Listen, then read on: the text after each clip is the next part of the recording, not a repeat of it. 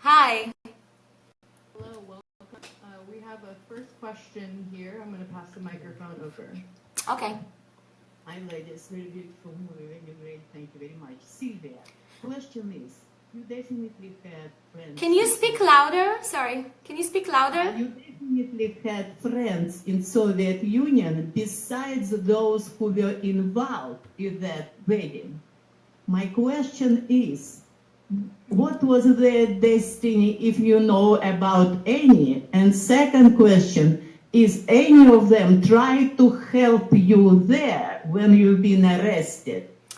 היא שאלה, האם החברים שלך בריגה שלא היו איתך בטיסה, האם את יודעת מה קרה בגורלם, והאם הם ניסו לעזור לך אחרי שאת נעצרת? תדברי בכל רם. Yes, I know that many friends of us tried to help us by demonstration, by signing petitions, and that's what they can do. Okay, so I'll just add something that when after the arrest, between the arrest and the trial, there were 6 months that the group didn't know anything. They didn't talk with any lawyers. They didn't have any newspaper, and there were some arrests of their friends as well. So they were worried about that. But after the trial, their friends started to get permissions to leave. So then they were relieved. And I've been told by a few people from the Soviet jury that they said that after the trial, they felt like they shouldn't be afraid anymore, and they should demonstrate too. Another question from the audience? Over here to the side.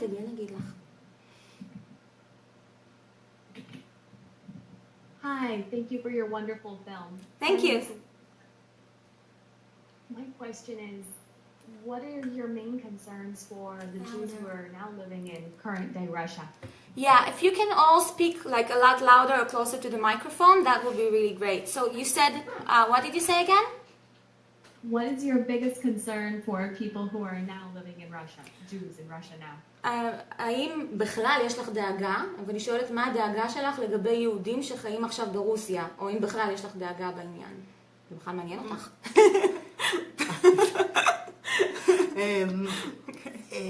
I know that the most important thing that if somebody doesn't feel comfortable in Russia, he has a choice. He can leave Russia. He can come to Israel, where he will be most welcome. Now, I know that anti-Semitism still exists, and it is just a question of the time when it will be. When it will present a real threat, but it will be. Yeah. I agree with my mom. תודה רבה לכן. תודה. I would like to actually ask you how long it took when you were living in Israel for you to actually feel the relief of no longer living in the former Soviet Union. כמה זמן לקח לך אחרי שעלית לישראל להרגיש הקלה שאת לא נמצאת בברית המועצות? The first time I felt that it's not real. It doesn't happen to me, and I felt that I was followed by KGB. And also in my dreams, I saw that I was in a solitary confinement, and it took years when after I felt really free. Thank you, תודה רבה. I really like the movie and admire the story. I have this question, which is, I understood that the trial began with you saying בשנה הבאה בירושלים, ואם אשכחך ירושלים תשכח ימיני. I wanted to know if that was a message for you, for life, for the people in the court, or it was also a message for Israel to listen to your story. She will answer in a second. I'll just say that she ended her statement with Lashana Haba B'Yerushalayim. She started it when she said, if you wouldn't have denied our basic right to leave the country, we would have never done anything illegal. And I believe that, even today, I believe that someday I will be in Israel. And then she said, לשנה הבאה בירושלים. הוא שאל, האם המסר לשנה הבאה בירושלים, האם את העברת את זה, למי היה המסר? בשביל מי זה היה? In English. באנגלית. תעני באנגלית. כן. Yes, I continued in Hebrew. It was a message to Israel. It was a message to all people who in the free world too, but especially for Israel, because I felt that we are the part of Israeli, and we wanted to be with them. And if we are not with them, but it just because we are forced to stay behind the iron curtain, yes, iron curtain, and we knew that we will get more severe punishment, but it was our outcry to the all, especially to Israel, that we wanted to be with you, and we will not regret. We can't regret for those what we did. We wanted to be in Israel.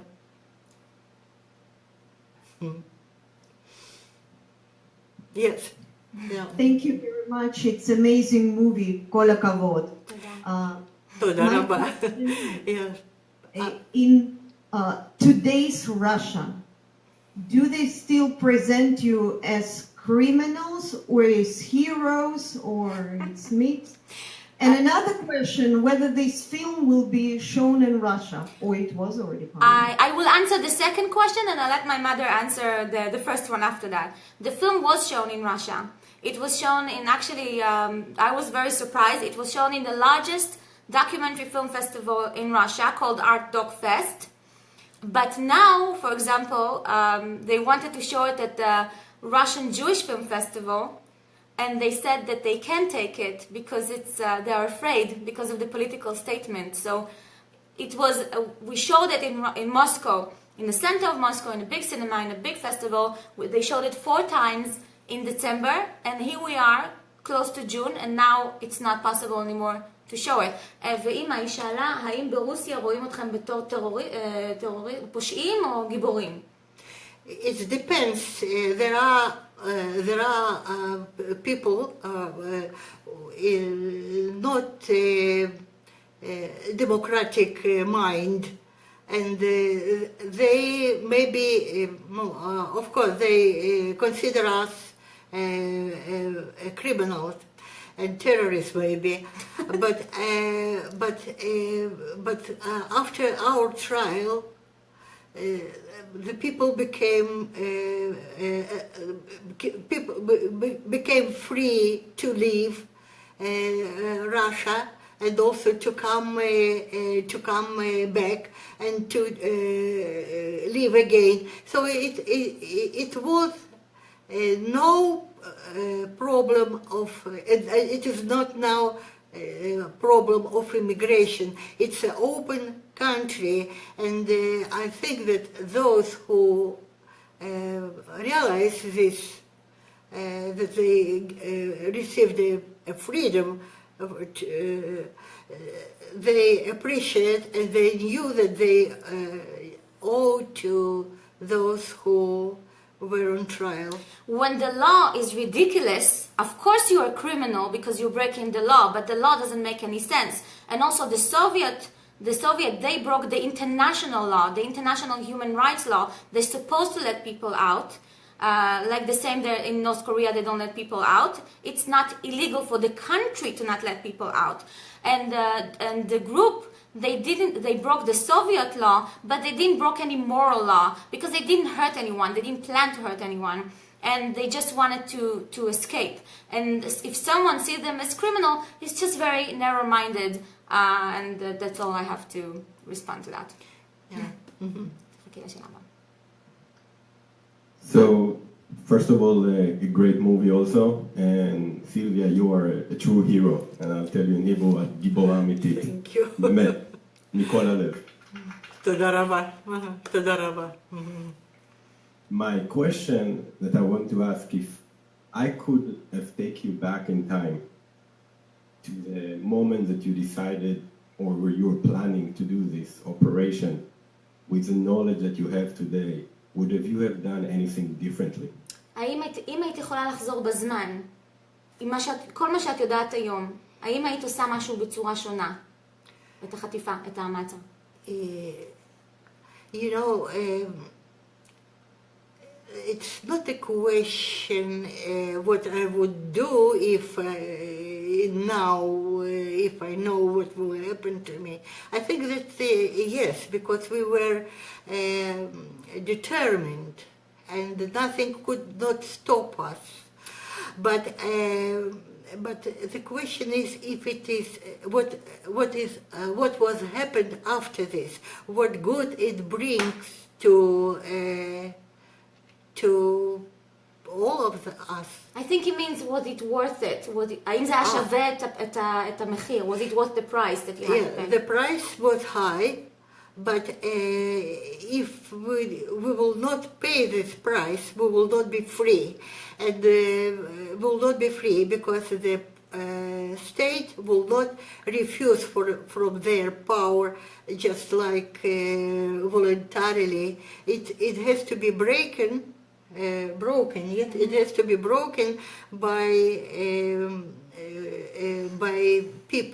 people who determined to fight against this and not to agree, not to reconcile to their condition. That's my answer.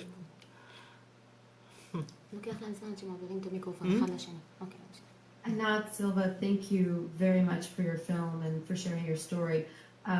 My question is actually more forward-looking rather than about the past. I very much wonder, do you engage in activism now as a citizen of Israel, or have you in your new life in Israel? And what words do you have for the future of Israel, essentially the challenges that Israel, the country, faces, and maybe some of the disappointment that you faced as an immigrant to Israel? היא שואלת, האם, wow, that's like a three, okay, I have to remember everything. So, היא שואלת, האם בתור, it's not immigrant, I have to fix it, it's not immigrant. When a Jew comes to Israel, it's returning home. It's different than immigrants because when you arrive, it's not like you need to get a visa or, you know, you basically, it's very different situation. So it's not immigrant, it's aliyah. So as היא שואלת, האם בתור עולה חדשה, האם היה לך אכזבות מישראל, וגם מה היית רוצה לאחל לעם ישראל, מה את חושבת שהעתיד של עם ישראל עם הקשיים שנמצאים ב...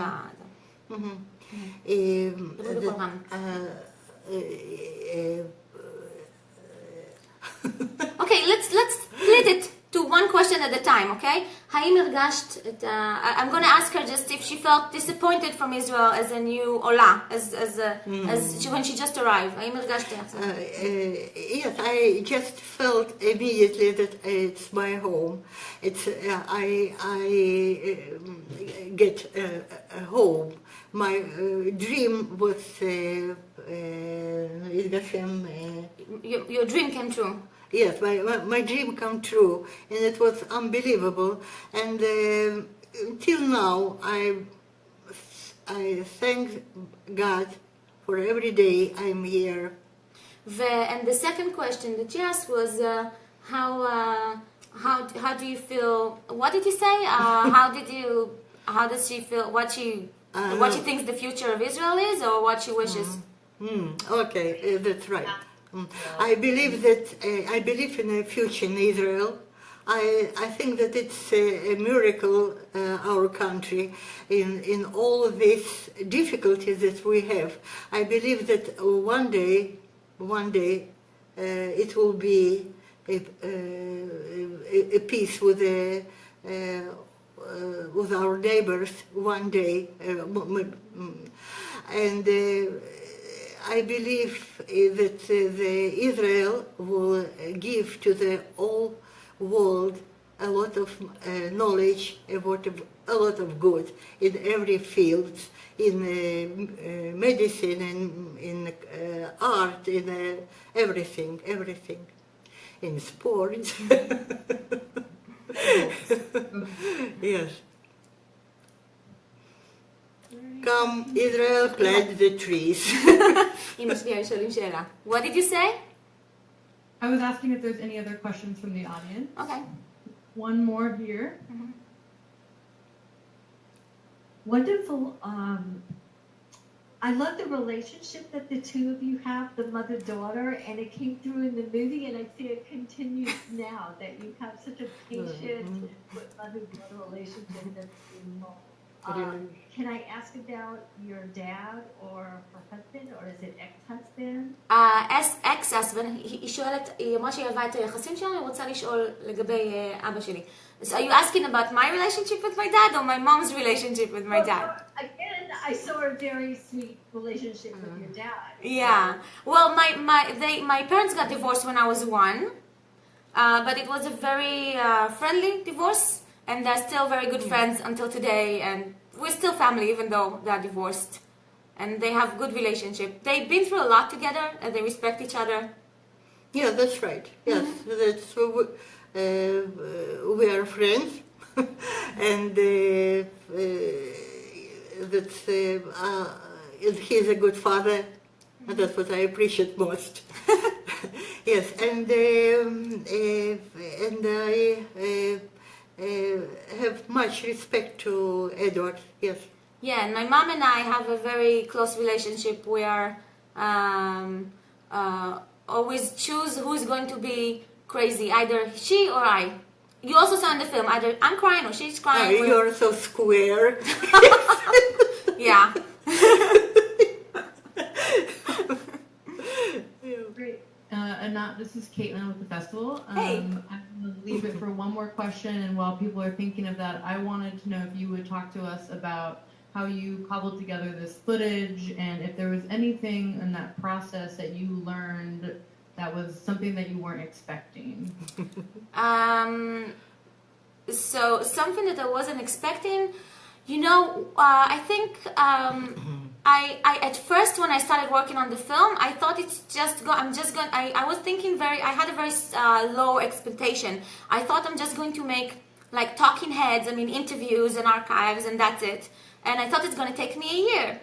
But then when I started working on the film, I realized that objective is boring. I don't want to be objective. I don't want to just show talking heads and facts. We can do the facts in.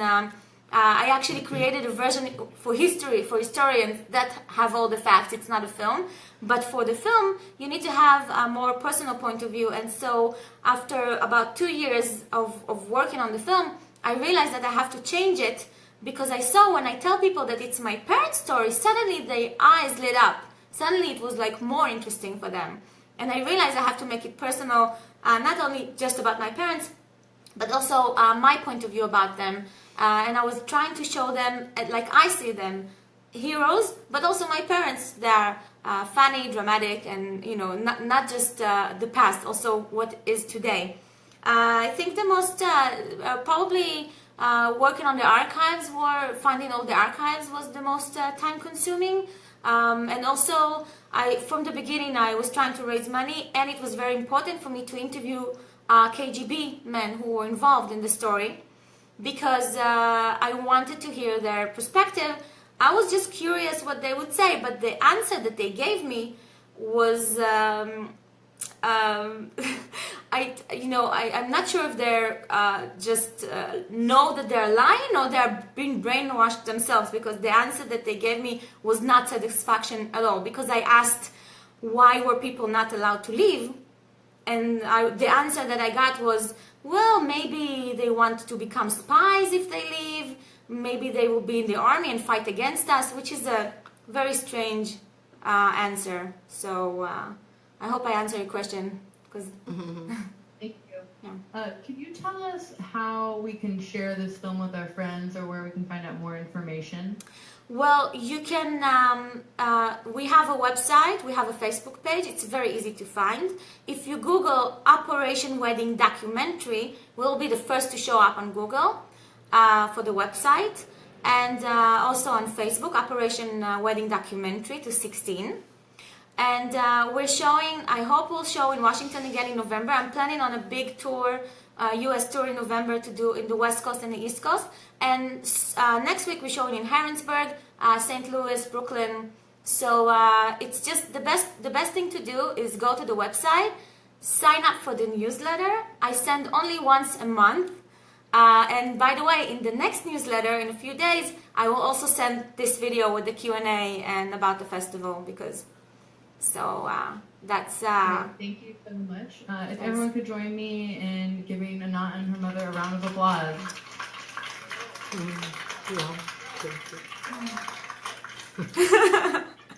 Thank you. Thank you so much. Thank you, Washington Jewish Film Festival. Thank you. Good night. Good night. Bye. Okay.